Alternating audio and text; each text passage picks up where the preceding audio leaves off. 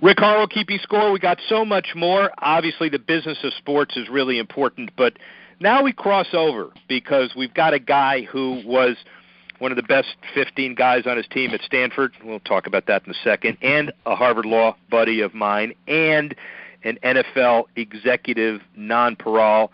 And now he's the Sun Devils athletic director, who's been that for at least a year and has taken the Valley of the Sun by storm. Ray Anderson, how's that for an intro? Well, I appreciate that, Rick. I've been here just under 2 years, and it feels like 2 weeks. It goes so fast out here in the Valley. So I appreciate the intro. I'm having a really blast out here, and that's not just indicative of how hot it can get in the summer, but indeed of how it's more than that. It's about how hot you are as an administrator and as a guy who can put some things together.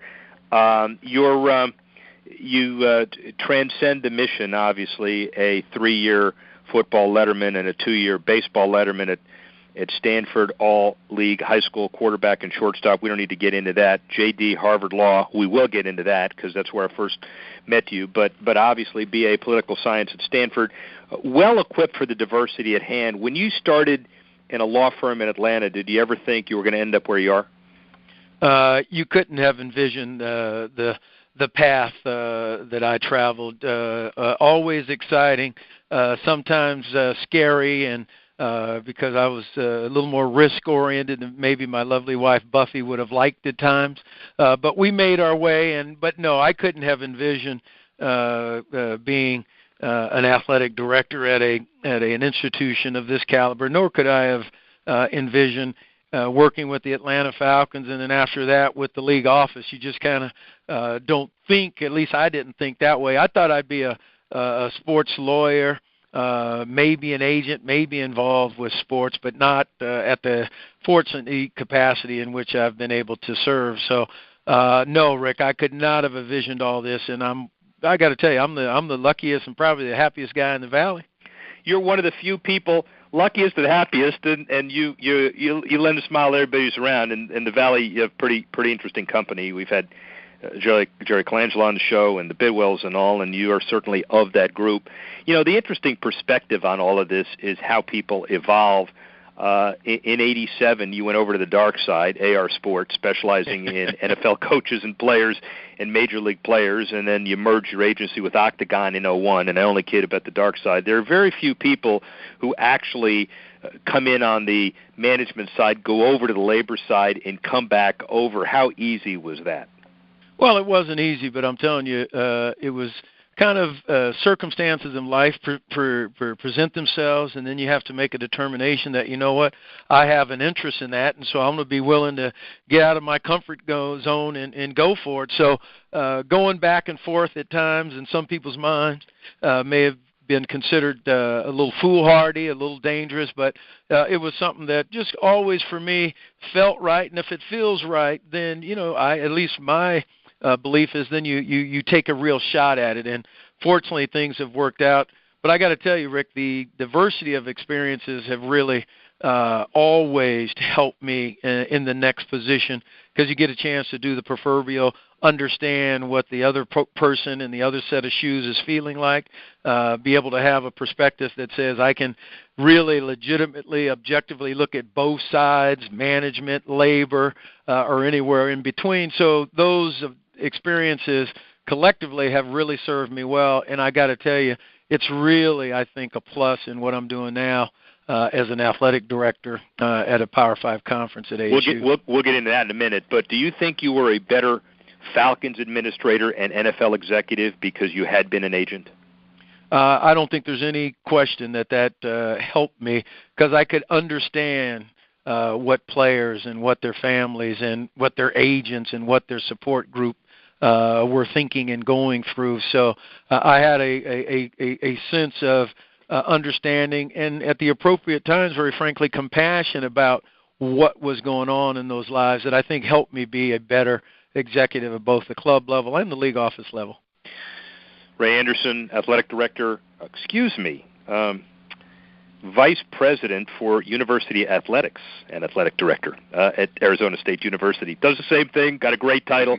So Dr. Crow, the university president, said that there are 3 priorities for an AD: maximizing their athletic achievement, the student-athletes, ensure they graduate on time, and win within the rules. Can you do all 3?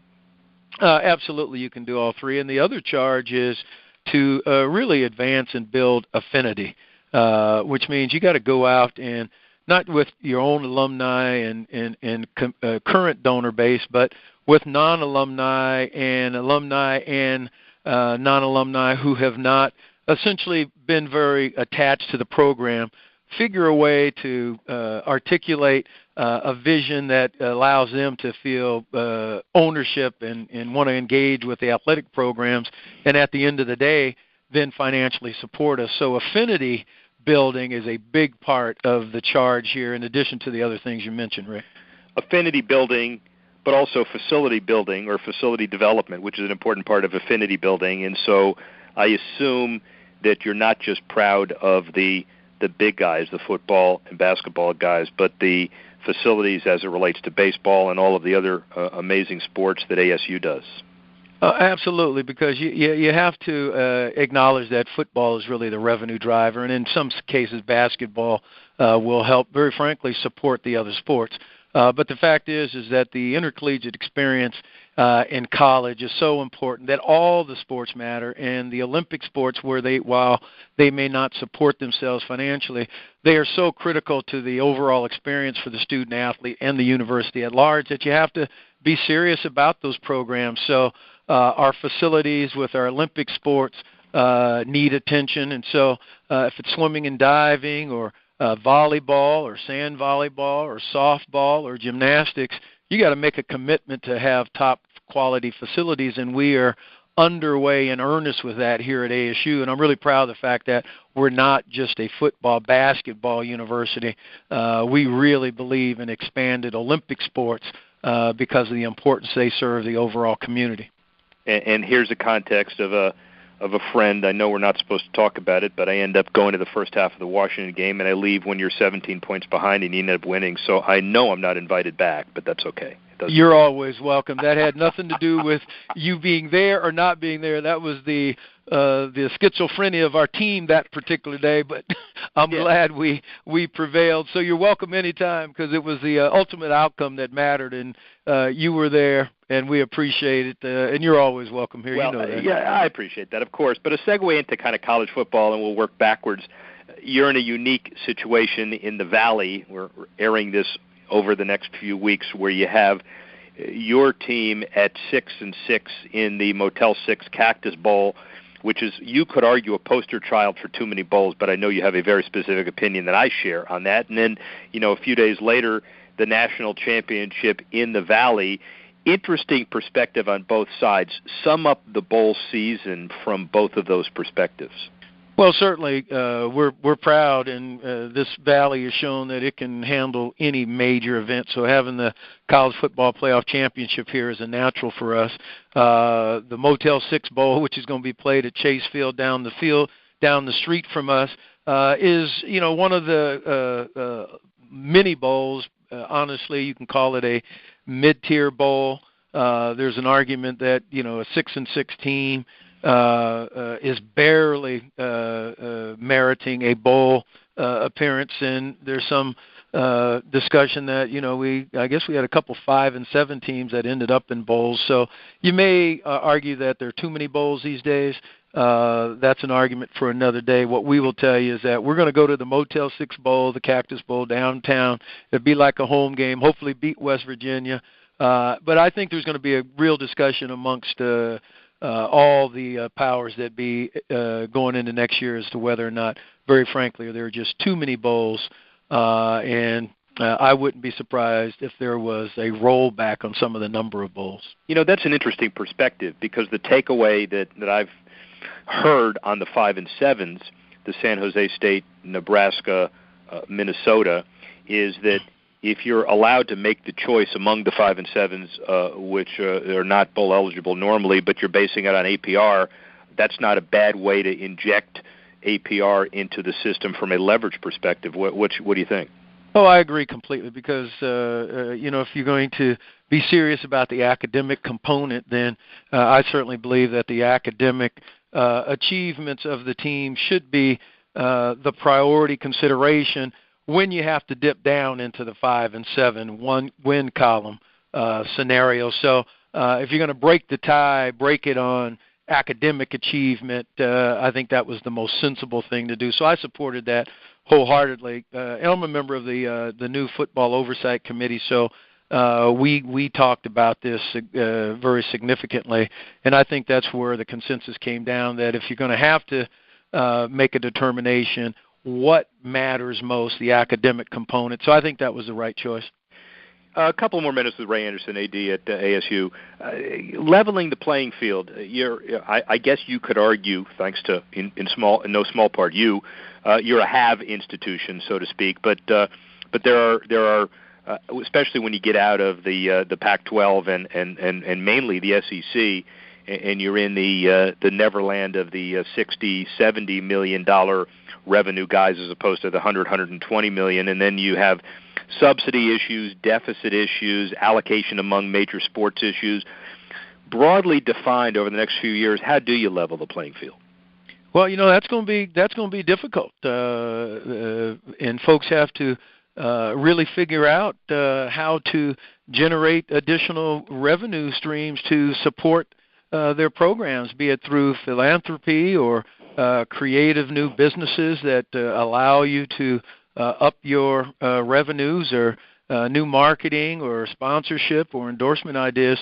But it's going to be a real challenge because, I'm looking out the window here and, we're going through a $256 million stadium reinvention, renovation, and we think at some point that's going to help us with recruiting and everything else. Well, those institutions who can't make this kind of commitment, they're going to fall further and further behind when you're talking about being able to attract the top student athletes that then hopefully give you a chance to build programs and win, and then make it easier to sell tickets and do renewals and up ticket prices and renewal prices. So I think it's going to be a real challenge going forward, and people are going to be pressed, Rick, to really figure out how do you increase philanthropy, how do you increase revenue streams.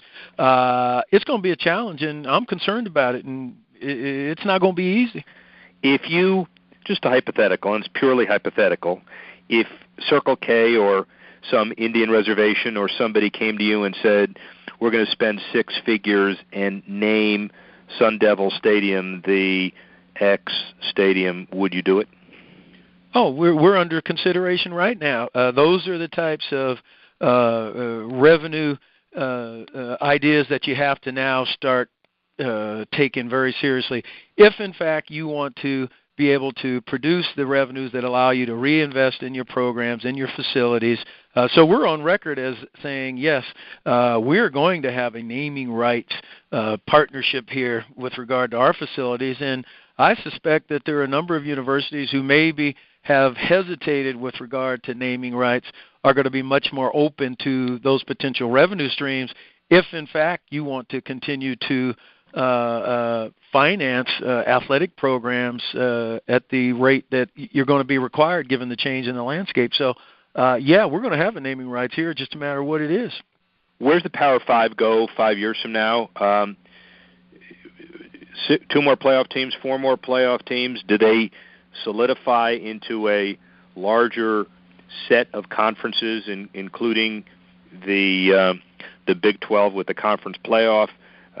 What happens broadly relative to the playoff system first? I don't think anyone really knows, but I think there is going to be pressure to add additional teams to the playoffs, whether we go to 6 or 8. But I do think that that's something that, frankly, just because of the revenue, is going to push that as a serious consideration. But I would think that because it's relatively new, you've at least got to give yourself 4, 5, 6 years to see how the system to which you committed ultimately works out. But having been in the NFL, Rick, and seeing how dollars and cents at the end of the day will end up driving decisions, I, for one, think that at the end of the day, dollars and cents will drive decisions here as well, and so the playoff system will expand. Now, whether or not we ever get to conferences where there's just the Power Five, and they kind of dictate the whole landscape for the NCAA. I'm not sure that comes to pass, but no one really knows, and certainly I don't know where that's going. But I do believe the playoffs are going to expand at some point in the near future. One more systemic question, and then we'll let you off the hook. The whole pay-for-play, the evolution of compensating the student-athlete after O'Bannon and name and likeness, all of those issues are evolving daily, so an answer today may be outdated tomorrow. Yet, I think we all understand that there is now a general acceptance that athlete scholarships are things that conferences and schools can negotiate with when recruiting athletes. Where is the self-regulation as far as athlete recruitment goes? Are we going to get into a high school bidding war with superstar athletes? Where is that governance structure going? Well, I hope we don't get into the bidding wars, because some schools, including ours, will make a determination that that's not where we want to go. I have to assume our conference would think likewise. But in terms of the reality that the student-athletes, and very frankly, particularly the ones in the revenue-producing groups, football and basketball, you've got to make sure that the guaranteed scholarships, full cost of attendance, pretty much insurance that will cover them for however many years if they suffer an injury during the course of providing their athletic talent to the universities. You got to cover that. You got to make sure that they have the equivalent of a stipend that allows them to go home for Christmas break or Thanksgiving break when other students are able to do that. A lot of athletes from backgrounds can't afford to do that.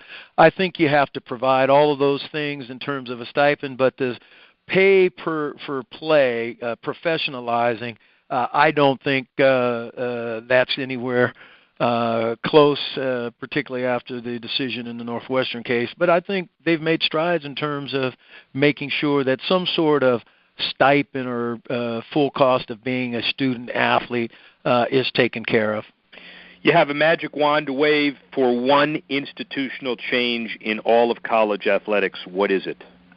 That there is actually a mechanism by which you do not have to cut your existing varsity sports, that some way, shape, or form you will be able to at least maintain the numbers you currently have, and there is a funding source to do that, because I think the real disservice that is at risk now is that a university is going to start cutting athletic programs as a result of the financial pressures, and I really think that is a mistake and something we should try to avoid. Most important question, now that you've turned the back nine like me, closely behind, you used to be such an amazing athlete, a three-sport star. Why have you tended toward mediocrity on the golf course and otherwise? Because my skill set has no other choice but to recognize, particularly on the golf course, that I am absolutely on the back nine. And it's just a matter of which hole in the back nine we're talking about now, Horrow. Ladies and gentlemen, that's about all you needed to hear. Ray Anderson, Rick Horrow signing off. See you soon.